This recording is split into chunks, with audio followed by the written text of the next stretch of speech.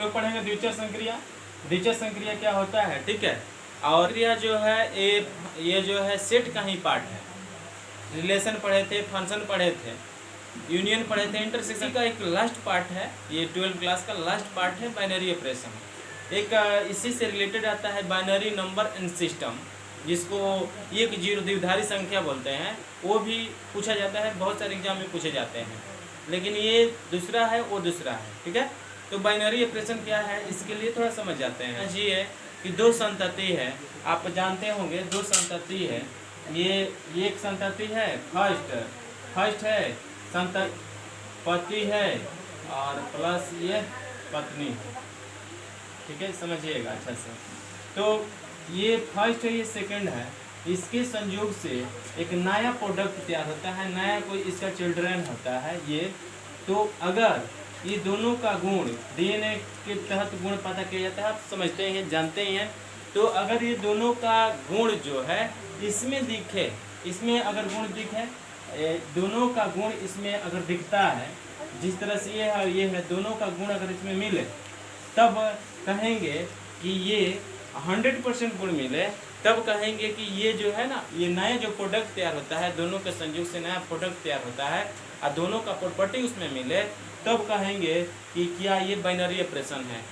ठीक उसी प्रकार बाइनरी ऑपरेशन है कि अगर ये ए है ये बी है, दो सेट ए और बी दो सेट है, दोनों का कार्टेशियन पेयर ए और बी है। ए बी के बीच में, ए और बी के बीच में जो रिलेशन प्राप्त होगा, या कह सकते हैं ए क्रॉस ए से अगर रिलेशन क्रॉस कराएंगे तो ए मिलेगा। ए क्रॉस ए से जब क्रॉस कराएंगे तो ए ही मिलेगा।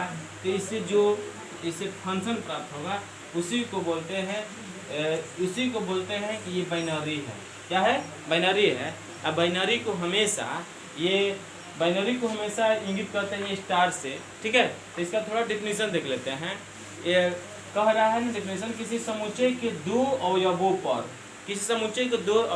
पर यानी दो नॉन इम्पर्टी सेट होना चाहिए, और दो नॉन इम्पर्टी सेट के दो अवयवों पर, दो अवयव लीजिए, दो अवयवों पर संक्रिया करने से प्राप्त नया अवयव, यानी कि ये एक अवयव ए है, एक अवयव बी है, और दोनों अवयव पर संक्रिया कराने से प्राप्त नया अवयव जो प्राप्त नया अवयव भी उसी समुच्चय का अवयव हो, यानी जो समुच्चय है उसी समुच्चय का अवयव हो, तब कह सकते हैं उस संक्रिया को द्विचर संक्रिया कहते हैं। तो ऐसे प्रोसेस को हम लोग बोलते हैं द्विचर संक्रिया। और द्विचर संक्रिया को बाबू हमेशा बाइनरी इससे इंगित करते हैं, जनरली इसी से इंगित करते हैं, ठीक है। लेकिन कभी कभार ये ऐसे जीरो बनाकर इंगित किया जाता है, या जीरो बनाकर इसमें डॉट कर दिया जाता है, या पूर्ण रूप से ऐसे वैकेंट कर दिया जाता है, पूरा कलेक्ट कर दिया जाता है, इससे इंगित कर सकते हैं, ठीक है। तो कभी कभी ये न देख करके ये रिलेशन जोड़ दिया जाता है, तो समझिएगा ये बाइनरी ऑपरेशन ही इंगित कर रहा है। अदर डेफिनेशन देख लेते हैं। अदर डेफिनेशन क्या कहता है? कह रहा है ना, किसी अरिक्त समुच्चय ए में, किसी अरिक्त यानी कि नॉन इम्पर्टी सेट होना चाहिए ए में, द्विचर संक्रिया यानी कि बाइनरी जो है ऑपरेशन एक फलन है। ये क्या है? एक फलन है जो एक रस ए के प्रत्येक क्रमित युग्म ए बी को ए के अद्वितीय अवयव से संबंध रहता है। अद्वितीय अवयव माने ए के अद्वितीय अवयव बी से संबंध रहता है, ओके। तो रहता है जिसके प्रत्येक भाग को ए बाइनरी बी कहते हैं। तो जो संबंध रहता है ना, उसके प्रत्येक भाग को ए बाइनरी बी कहते हैं, ओके। जब ए बाइनरी बी का बात आता है तो ये समझिए कि बाइनरी का रूल लागू कहाँ करेंगे, कहाँ पर ऐसा टर्म है कि ए और बी दो एलिमेंट को अगर एक संबंध द्वारा संबंधित किया जाए तो एक नया एलिमेंट प्राप्त होगा। वो कहाँ मिलेगा? आप जानते हैं ऑपरेशन 4 तरह का ऑपरेशन होता है। कौन सा ऑपरेशन? 4 तरह का। मैथ का भी ऑपरेशन 4 तरह का ऑपरेशन आप पढ़ते हैं। पहला होता है प्लस होता है, माइनस होता है, और मल्टीप्लाई होता है, और डिवाइड होता है। यानी कि इसको जोड़, घटाव, गुणा और भाग, ठीक है। इतना टर्म है। तो इस चारों टर्म पर क्या बाइनरी ऑपरेशन अप्लाई हो सकता है? क्या चारों टर्म पर अगर करेंगे तो हमेशा दो प्रोडक्ट कराएंगे, तीसरा नया प्रोडक्ट बनेगा, तो क्या वही सेम टू सेम होगा? किस पर होगा? अगर प्लस का बात किया जाए, 2 और 3 लिया जाए तो ये जोड़िएगा तो 5 मिल जाएगा, यानी कि 2 और 3 ये जो है प्लस हुआ, ये भी प्लस हुआ, तो रिजल्ट क्या दिया? प्लस दिया। ठीक है, तो ये प्लस दे दिया। गुणा करिएगा बाबू, और सेम प्रोडक्ट हो, अगर 3 और 2 गुणा कीजिएगा तो 6 देगा। ठीक है, प्लस प्लस प्लस दिया। घटाव लीजिए, यानी कि घटाव करते हैं 2 - 3, 2 - 3 करते हैं, 2 - 3 तो -1 दिया। तो अब बताइए, ये प्लस था ये माइनस था, तो ये निगेटिव दे दिया।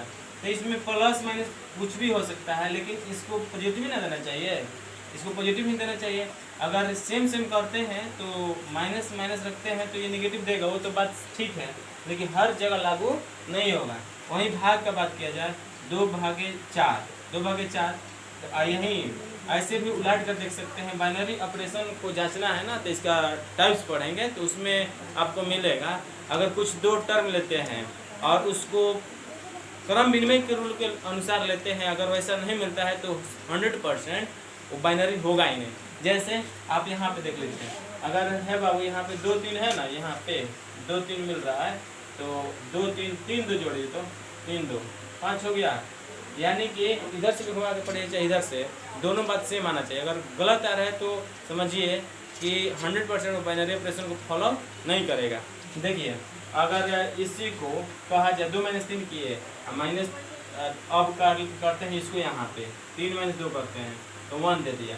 बताइए, माइनस था प्लस था, इसमें डिफरेंस आ गया, दोनों में डिफरेंस आ गया। तो ये जो है ना, ये बाइनरी को पालन नहीं करेगा, बाइनरी के रूल को सरासर गलत ठहराता है। घटाव, ठीक है, जोड़ जो है बाइनरी के रूल को फॉलो करता है। गुणा का बात किया जाए तो बाइनरी के रूल को फॉलो करेगा। 3 × 2 6, अगर 2 × 3 भी करते हैं तो 60 मिलता है, तो ये फॉलो करता है। फिर भागा में आता है 2/4, कटाइएगा तो 1/2 मिलेगा। यही कर देंगे बाबू, इसी को 4/2 कर देते हैं, 2 2 और 1/2 दोनों एक दूसरे के बराबर होगा? नहीं होगा। ठीक है, तो ऐसे जब टर्म आएगा ना तो बाइनरी रूल को फॉलो ही नहीं करेगा। ओके, ध्यान दीजिएगा। एक बात बता देते हैं, इसी में बेसिक में ही बता देते हैं। अगर a + b, a binary b, a binary b, a - b कोई रिजल्ट दे दिया, ऐसे a बाइनरी b बराबर a - b रिजल्ट दे दिया, और कहा जाएगा कि ये बाइनरी के रूल को फॉलो करेगा, ये बाइनरी के रूल को फॉलो करेगा, तो आप कहिएगा नहीं करेगा। क्यों? अगर ये बाइनरी भी कुछ भी रखिएगा ना बाबू, कुछ भी वैल्यू रखिएगा, जैसे a का मान हम 3 रख देते हैं और बाइनरी इसका वैल्यू 4 रख देते हैं, तो आप कीजिएगा 3 - 4 - 1 आ गया। यहीं 4 बाइनरी 3 उलट के निकालिए, 4 बाइनरी 3 तो 4 - 3 1 आ गया। ये दोनों बात बराबर हो रहा है? नहीं हो रहा है, इसलिए बाइनरी के रूल को फॉलो नहीं कर रहा है। ये बाइनरी ऑपरेशन नहीं है, ये बाइनरी नहीं है। यही प्लस में ले लीजिए, ए बाइनरी बी है, A binary B, A plus B, तो ए बाइनरी बी 3 4 को ही लेते हैं, 3 बाइनरी 4, तो 3 + 4 7 आ गया। उलट दीजिए, 4 बाइनरी 3, तो 4 बाइनरी 3 यानी कि 4 + 3 7 आ गया। दोनों बात इक्वल आ गया।